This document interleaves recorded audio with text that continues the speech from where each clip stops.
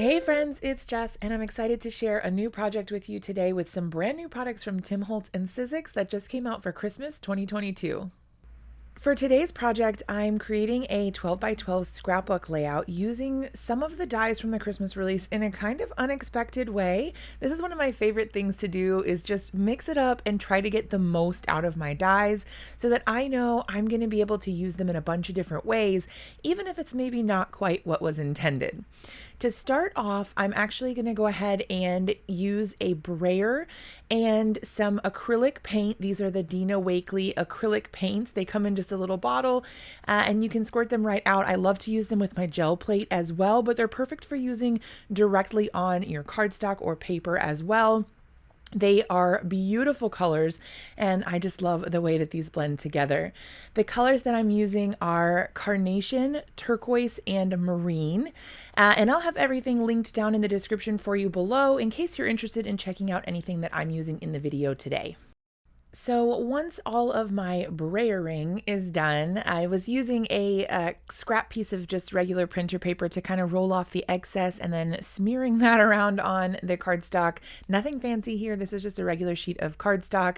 And then I let that dry for a little while. It's important to let it dry just so that it doesn't blend in with your other colors, especially here, like I'm using some of the carnation acrylic gloss spray.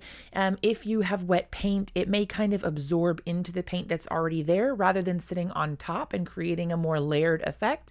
But that just kind of gives you a little more room to play and get creative and layer up your designs. So once all of that dried, including the acrylic gloss spray, I was ready to go ahead and put on these little chevron shapes. Now, these little chevrons are actually the bow tie pieces from the Bowtied die set from Tim Holtz Christmas release. But I don't know, I had a bunch of extra pieces from when I was putting something else together, and I thought, oh, that would be really cute. And here we are. So I decided to stick with this non-traditional Christmas palette.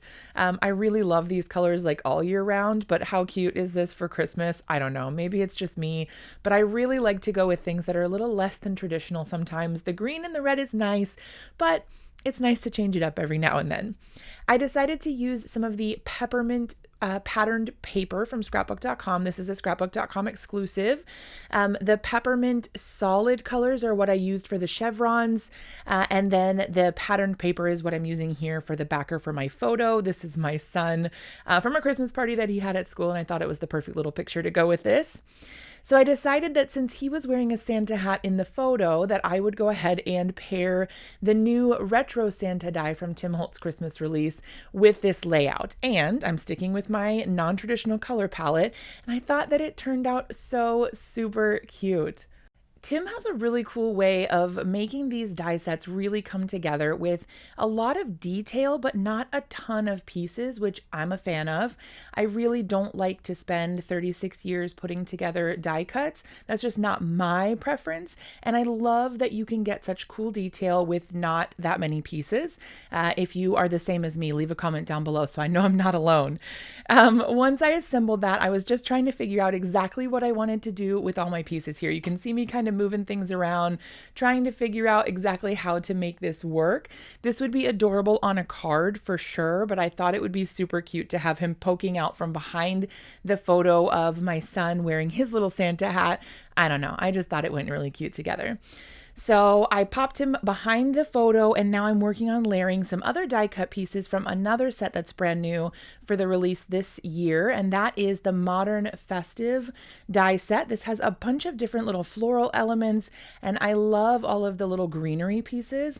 Even being not green in this layout, being more non-traditional, the mint and the navy and the pink, I think they turned out looking super cute, and I love that little bit of extra oomph that it gives the layout.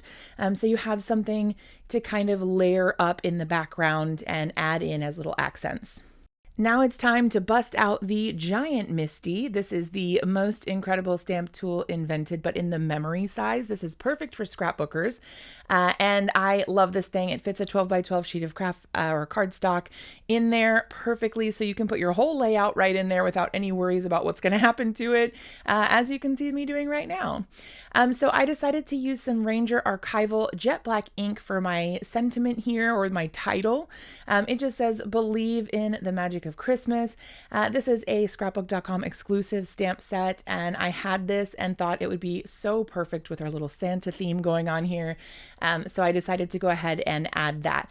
Now my cardstock that I'm using is slightly textured. It had a little bit of tooth or texture to it, so the stamp isn't perfect. I'm okay with that.